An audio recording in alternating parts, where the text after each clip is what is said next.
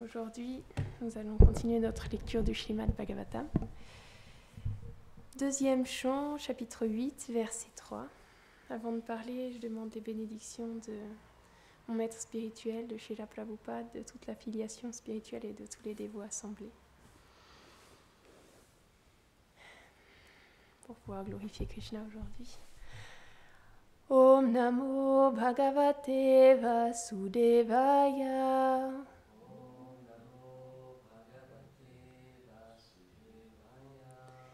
Om Namo Bhagavate Vasudevaya.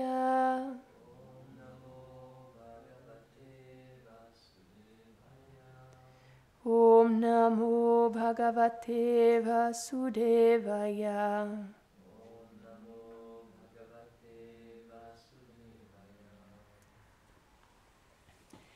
Katayasva Mahabhaga.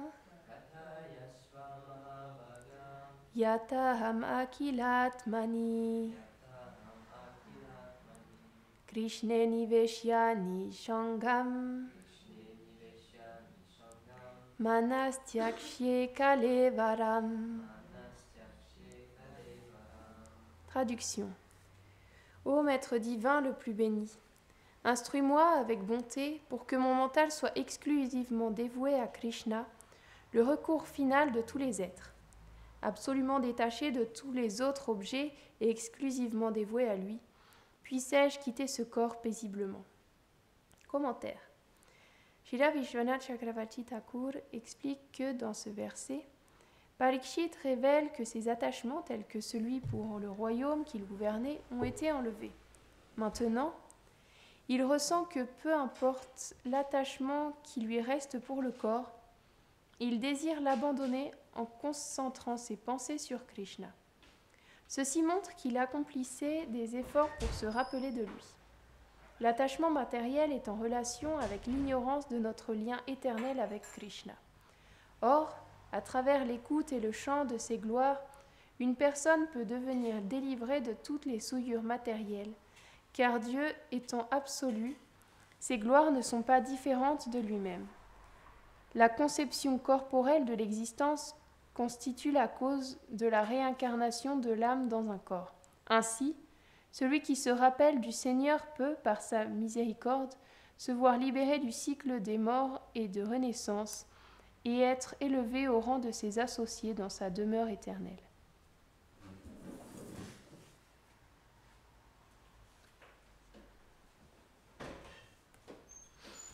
Om Gyanatimirandasya Gyananjana Sharakaya Shakshurun Miritamin Taismei Shri Gurave Namaha. Jaya Shri Krishna Chaitanya Prabhu Nityananda Shri Advaita Gadadhara Shri Vasari Gaura Bhakta Vrinda. Hare Krishna Krishna Krishna Hare Hare, Hare Rama Rama Rama Hare Hare. Vrindaye Tulasi Devyaye Priyaye Keshavasya Cha Krishna Bhakti Pradedevi Satyavatye Namo Namaha. Vanchakalpa Tarubhyascha Kripa Sindhubhya Evacha Patitanam Pavanebhyo Vaishnavebhyo Namo Namaha. Namo Vishnu Padaya Krishna Prashtaya Bhutare Srimate Bhaktivedanta Swaminiti Namine. Namaste Sarasvate Deve Gauravani Pracharine Nirvishesha Shunyavadi Paschatya Deshatarine.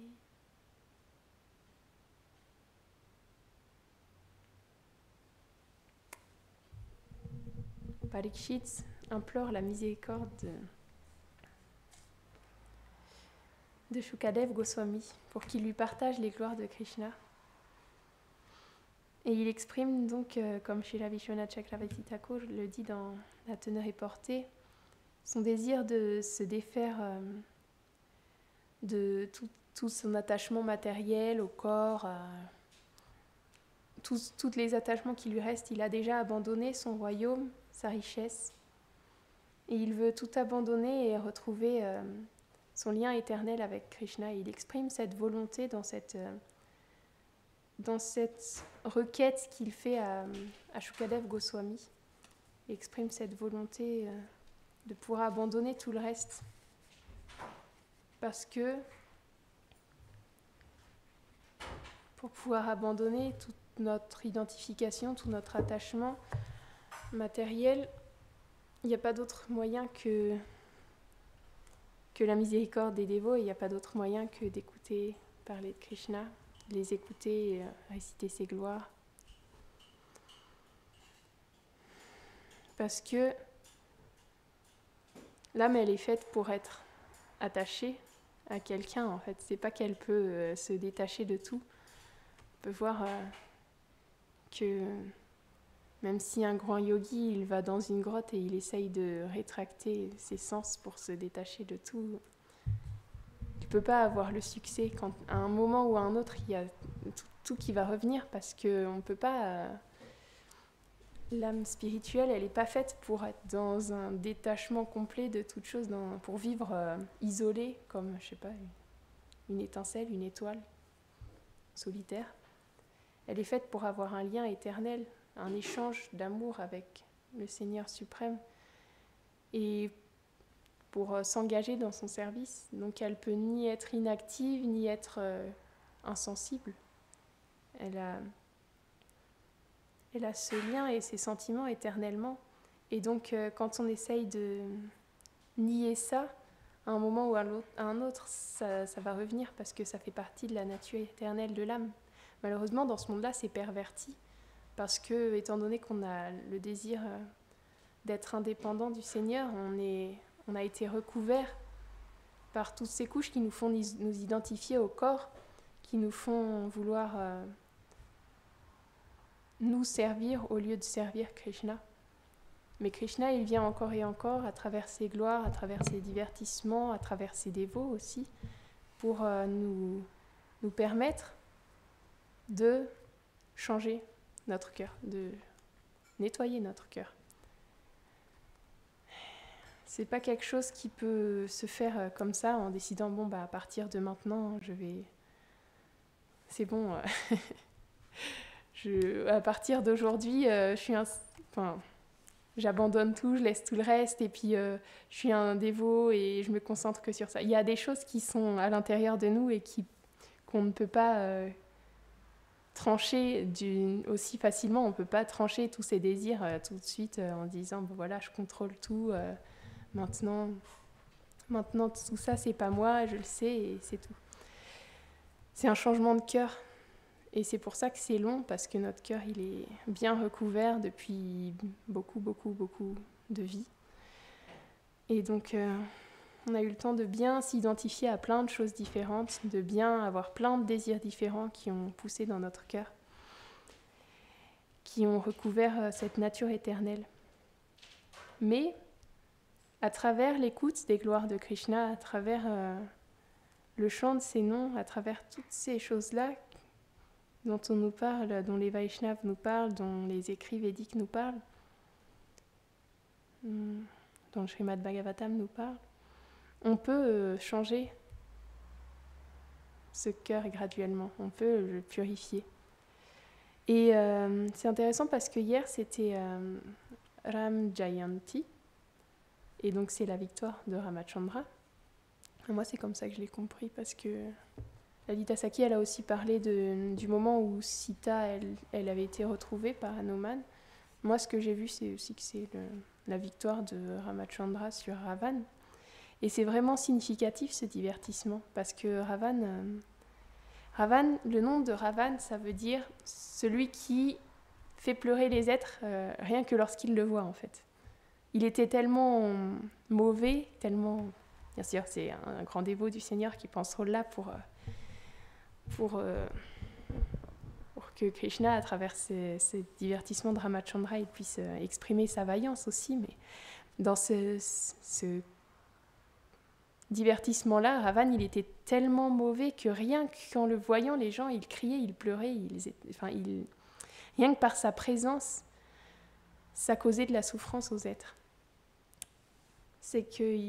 Et on peut voir de cette manière-là, il avait fait tellement de choses mauvaises, de choses terribles, qu'il n'y avait plus d'autre recours que de mettre fin à ce qu'il avait fait, à toutes ces horreurs. Et pour ça, il fallait que Ramachandra il vienne faire justice, en quelque sorte. Oui, de cette manière-là, lorsque Ravan il a enlevé Sita, parce que Ravan il avait ce désir de tout s'approprier, tout ce qu'il voyait dans la nature matérielle et qu'il l'attirait, il voulait se l'approprier et en profiter lui. Il incarne vraiment cette notion de concupiscence, en fait, de vouloir jouir de la nature matérielle pour nous d'une manière égoïste. Et donc il a même été jusqu'à capturer l'épouse éternelle, la déesse de la fortune, l'épouse de Ramachandra, Sita Devi. Et donc Ramachandra, il était obligé, il fallait c'était son divertissement et il ne pouvait faire autrement que de venir combattre Ravan pour mettre fin à toute cette terreur qu'il avait fait régner même chez les Devas et dans tout l'univers, il empêchait tous les êtres d'accomplir des actions, il empêchait les sages d'accomplir des actions pieuses, des yagas, des sacrifices spirituels. Et donc Ramachandra, il a traversé, on connaît bien l'histoire, avec son armée, parce qu'il n'avait pas d'armée, il était exilé seul dans la forêt, alors son armée, elle était constituée de Vanara. Vanara, c'est pas vraiment des singes, mais c'est entre le singe et... Enfin, c'est des devas qui sont venus comme ça dans des formes qui sont pareilles à des singes, mais qui en vérité sont bien plus que de simples singes. Ils sont comme presque entre le singe et l'être humain, mais en plus ils ont des pouvoirs divins, et c'était des êtres vraiment très puissants qui vivaient dans la forêt.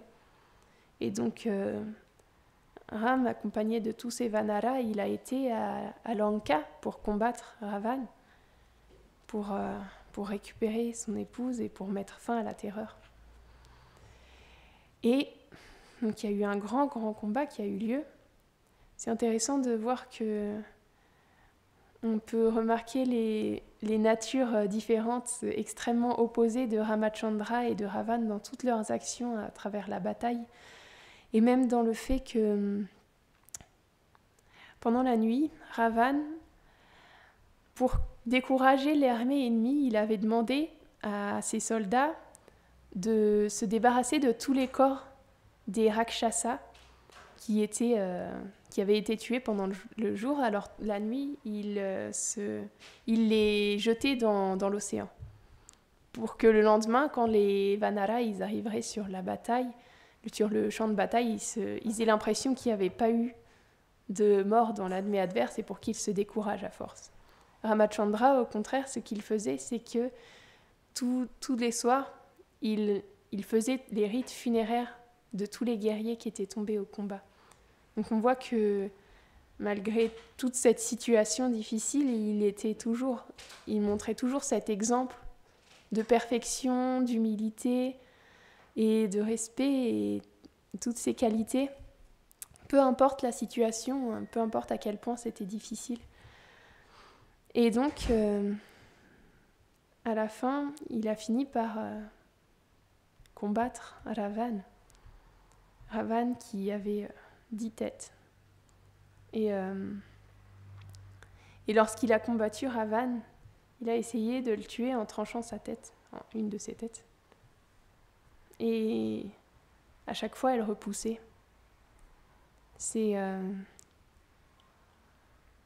Il avait beau couper encore et encore avec ses flèches, il tirait des flèches et il coupait ses têtes, mais ça ne servait strictement à rien parce qu'à chaque fois, les têtes, elles repoussaient. Et c'est comme de vouloir contrôler ses désirs, en fait. C'est qu'on peut essayer de contrôler tous les désirs qu'on a, mais ça ne va pas empêcher qu'ils existent et qu'ils soient là, ils vont revenir encore et encore et encore. Et ça a aussi cette signification-là, le combat qu'il y a entre Ramachandra et Ravan. Ravan, donc, qui qui, comme je le disais tout à l'heure, il incarne cette tendance à vouloir jouir de la nature matérielle. Et comment il a réussi finalement à le tuer? Il a lancé une flèche dans son cœur. Et donc, comme je le disais tout à l'heure, ça illustre tout à fait ça. Pour pouvoir contrôler, pour pouvoir ne plus avoir ces choses-là qui nous maintiennent loin de Krishna, en fait, il faut un changement de cœur. Un changement de cœur et un changement de...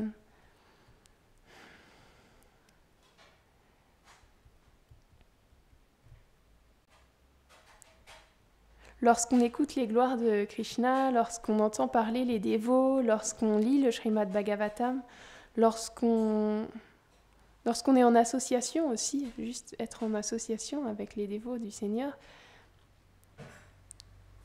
on change de cœur même forcément sans s'en rendre compte parce que c'est le pouvoir de l'association, parce qu'on apprend à apprécier autre chose en fait. Et petit à petit, au lieu d'apprécier tout ce qu'on appréciait dans notre identification dans ce monde, dans cette vie-là, on va commencer à apprécier les gloires de Krishna, on va commencer à apprécier ses qualités, à apprécier chanter son nom, à apprécier tout ce qui a un lien avec lui en fait. Et c'est ça le changement de cœur. Et c'est tellement miséricordieux en fait, parce que ça a lieu même sans qu'on s'en rende vraiment compte. Et les Vaishnavas, en plus de ça, ils mettent au point des techniques pour engager tout ce qui nous attire, même dans ce conditionnement-là, dans cette vie-là, dans cet âge de Kali, de toutes sortes de musiques, toutes sortes d'écrits, toutes sortes de choses pour pouvoir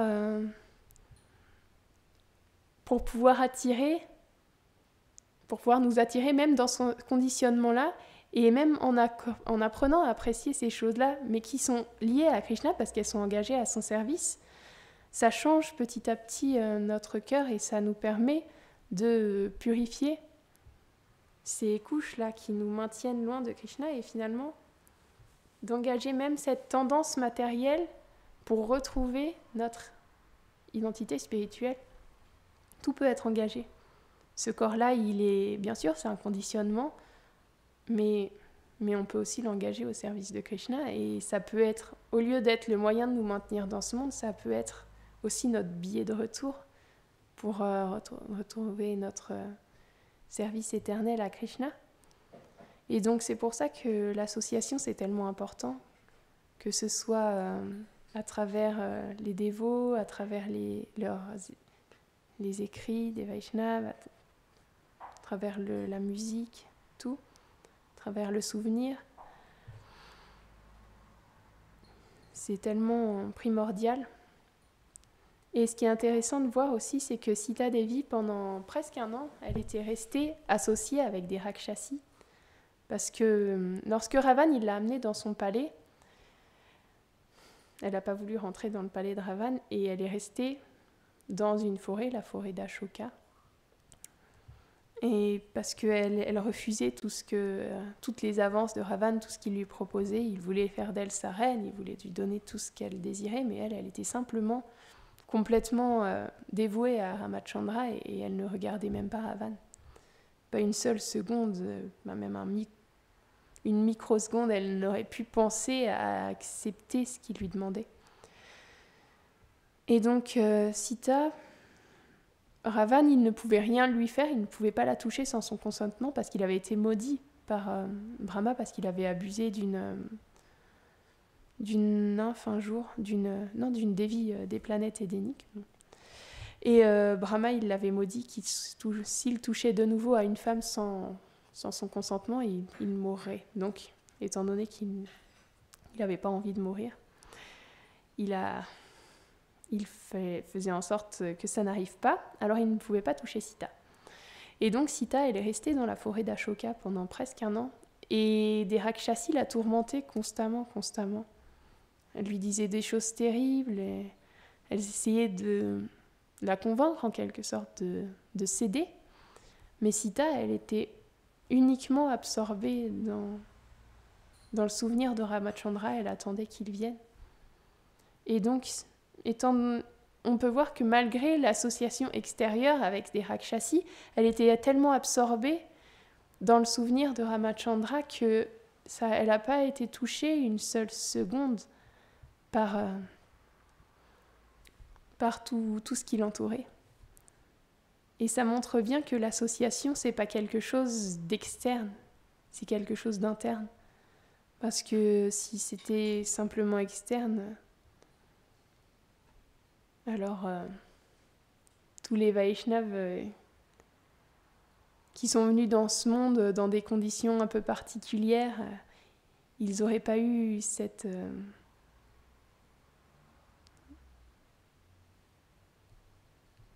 Ils auraient été influencés de quelque manière par ce monde, mais ce n'était pas le cas. Pourquoi ? Parce qu'ils sont constamment en lien avec leur vérité, avec Krishna, et donc ils ne sont pas touchés par tout ce qui est externe.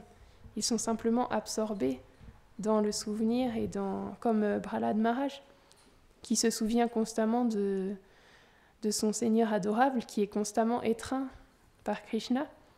Et donc, malgré le fait qu'il soit entouré d'Asuras, d'Asuras qui essayent de l'enseigner, de lui inculquer les techniques politiques, etc., pour régir, parce que c'était le prince, donc il était censé prendre la suite de son père, et il était censé devenir un bon démon, un bon Asura, pour prendre les suites du règne de son père. Mais il n'était pas une seule seconde... je ne sais pas s'il était censé prendre la suite parce qu'il avait... Enfin bref. En tout cas, ce qui est sûr, c'est qu'il n'était pas touché une seule seconde par toutes ces choses-là, parce qu'il était constamment absorbé dans le souvenir du Seigneur. Parce qu'il avait entendu parler son maître spirituel, Narada Muni, lorsqu'il était dans le ventre de sa mère. Et il n'avait jamais oublié. Et donc, toujours et encore, il se souvenait de ses enseignements.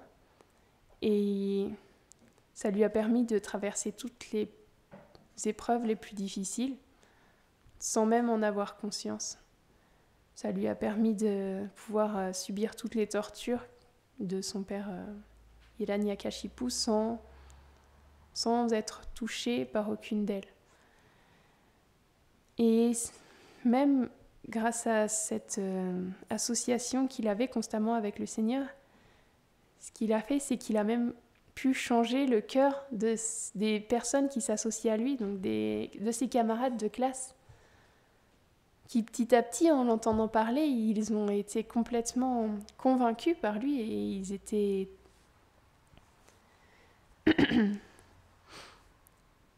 Ils commençaient eux aussi à développer les mêmes qualités que Prahlad Maharaj par son association.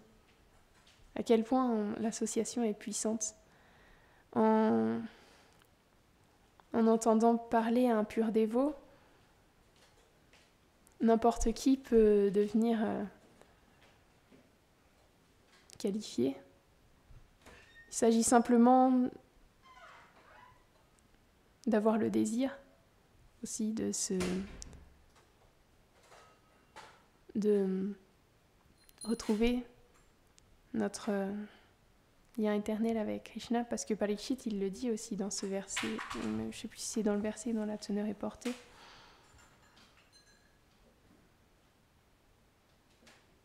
Il désire l'abandonner en concentrant ses pensées sur Krishna. Donc ceci montre qu'il accomplissait des efforts pour se rappeler de lui. Parikshit Maharaj, il fait des efforts parce qu'il y a ce désir qui est là de pouvoir se concentrer entièrement sur Krishna, de pouvoir se souvenir de lui constamment et de pouvoir utiliser de la meilleure manière qui soit les 7 jours qui lui restent à vivre. Et donc, ce désir, il est tellement important parce que c'est lui qui va déterminer aussi tous les efforts qu'on fait. Et c'est lui qui va déterminer le fait de vouloir se détacher de ce monde ou non, de vouloir s'absorber dans les gloires de Krishna ou non. Et c'est lui qui va nous permettre de bénéficier de la miséricorde des dévots. Parce que Chaitanya Mahaprabhu, quand il est venu dans ce monde, il a inondé tout le monde de la vague de prema, de l'amour pur. Mais on ne se noie pas tous dedans. Parce qu'on a un problème dans notre cœur, on a mis un barrage. Et ce barrage, pour le briser, il faut d'abord le désirer. Et c'est tellement important. Ce désir, il peut être cultivé, bien sûr, c'est petit à petit par l'association. On peut le faire grandir, on peut apprendre par la miséricorde des dévots, il peut être cultivé. C'est comme une plante précieuse qu'il faut faire pousser petit à petit dans notre cœur. Parce que c'est ce désir-là qui va aussi nous permettre de traverser les épreuves, ainsi que la miséricorde des Vaishnavas, bien sûr, parce que tout seul, on se fait emporter comme l'âme infinitésimale qu'on est. Parce que l'énergie Maya, c'est l'énergie de Krishna, donc quelle force on a face à elle? On n'a aucune force. Mais par la miséricorde des dévots et par le désir qu'on a développé, on peut réussir, c'est possible. C'est pas quelque chose qu'on ne peut pas atteindre. Et donc, en ce jour d'hier, de Ram Jayanti, en Inde, ils font brûler, ils font des grandes effigies de Ravan, et ils tirent une flèche enflammée dessus, et comme ça, Ravan, il brûle. Et ça a cette signification-là aussi, de pouvoir brûler toute cette mauvaise tendance des désirs égoïstes de jouir de la nature matérielle et de pouvoir changer notre cœur pour retrouver notre service à Shri Radha et Krishna. Jai Shrimad Bhagavatam Ki Jai. Est-ce que quelqu'un veut ajouter quelque chose? Oui.